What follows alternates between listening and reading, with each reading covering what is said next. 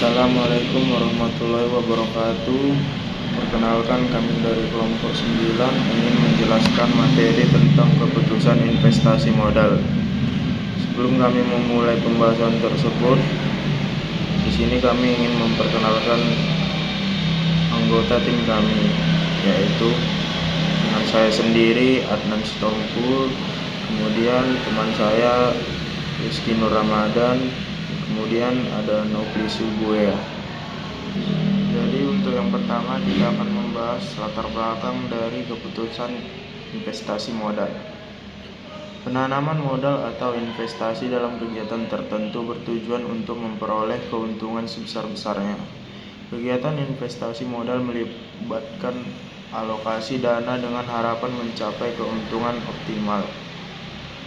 Biasanya dilakukan dengan jangka waktu tertentu, baik dalam jangka waktu pendek sekitar 6 bulan hingga kurang dari 1 tahun, maupun jangka panjang sekitar 1 hingga 10 tahun. Penanaman investasi pada sebuah kegiatan biasanya memiliki pertimbangan tertentu, serta melalui berbagai mekanisme dalam setiap pengambilan keputusannya. Kemudian ada keputusan investasi modal. Menurut Eugene dan Philip, dalam menjelaskan bahwa penganggaran modal atau capital budgeting adalah proses di mana manajer membuat keputusan untuk menentukan proyek yang akan meningkatkan nilai perusahaan. Ini dianggap sebagai tantangan utama yang dihadapi oleh manajer keuangan. Sementara itu, menurut Van Harne dan Wachows menambahkan bahwasanya penganggaran modal mencakup pengenalan, evaluasi, dan seleksi berbagai proyek yang diperkirakan akan menghasilkan arus kas positif dalam jangka waktu lebih dari 1 tahun. Selanjutnya ada jenis-jenis keputusan investasi modal. Yang pertama ada pengambilan keputusan menghemat biaya. Keputusan ini dilakukan untuk mengurangi penggunaan biaya dalam proses operasional perusahaan.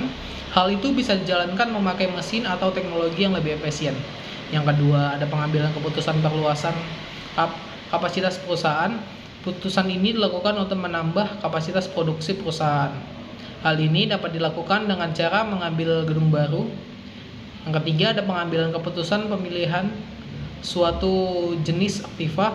Keputusan ini dilakukan guna menentukan aktiva yang paling efektif dan efisien digunakan dalam proses operasional perusahaan. Hal ini dapat dilihat dari pemeliharaan merek mesin. Yang keempat ada pengambilan keputusan menyewa atau membeli suatu peralatan. Keputusan ini dilakukan untuk mengoptimalkan penggunaan dana dalam operasional perusahaan. Perusahaan dapat memperhitungkan pilihan yang terbaik antara membeli atau menyewa peralatan. Yang kelima ada pengambilan keputusan pengganti atau tidak suatu aktiva. Keputusan ini dilakukan untuk memastikan proses produksi berjalan dengan lancar. Keputusan mengganti atau tidak aktiva yang ada sangat penting dilakukan pada aktiva, tetapi yang umur ekonomis telah habis, tetapi masih mempunyai fungsi yang baik. Kemudian kita akan masuk ke materi selanjutnya, yaitu metode pengambilan keputusan investasi modal. Keputusan investasi modal terdiri dari 2 model, yaitu yang pertama, model non-diskonto.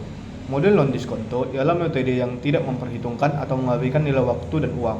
Berikut contoh model non-diskonto. Terbagi 2, yaitu A. Payback periode. Metode ini hanya memperhitungkan waktu yang dibutuhkan entitas guna mendapatkan kembalinya investasi awal atau waktu modal. Payback periode sama dengan investasi awal per arus kas tahunan. Terus kemudian itu B. Accounting rate of return atau yang disingkat ARR. ARR merupakan metode yang memperhitungkan rasio antara rata-rata laba dengan rata-rata investasi. ARR sama dengan laba rata-rata per investasi awal atau investasi rata-rata. Yang kedua, model diskonto mempertimbangkan nilai waktu dari uang secara eksplisit seperti analisis net present value atau yang disingkat dengan NPV dan internal rate of return atau IRR.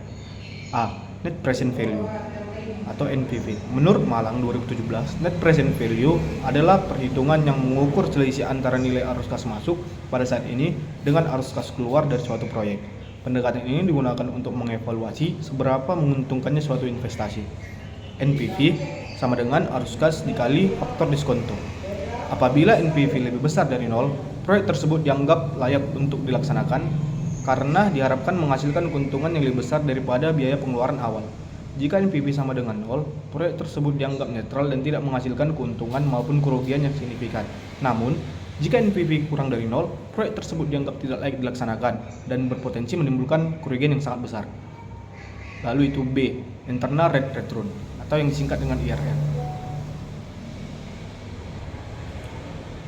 Jika IRR lebih tinggi dari tingkat pengembalian yang diminta, maka proyek diterima karena menetapkan NPV dari arus kas masuk proyek sama dengan 0. Sebaliknya, jika tidak, proyek akan ditolak. Nah, selanjutnya ada kesimpulan. Model diskonto memberikan pendekatan yang lebih akurat dalam menilai kelayakan investasi dibandingkan model non-diskonto, karena memperhitungkan nilai waktu dari uang yang sangat penting dalam mengambil keputusan investasi jangka panjang.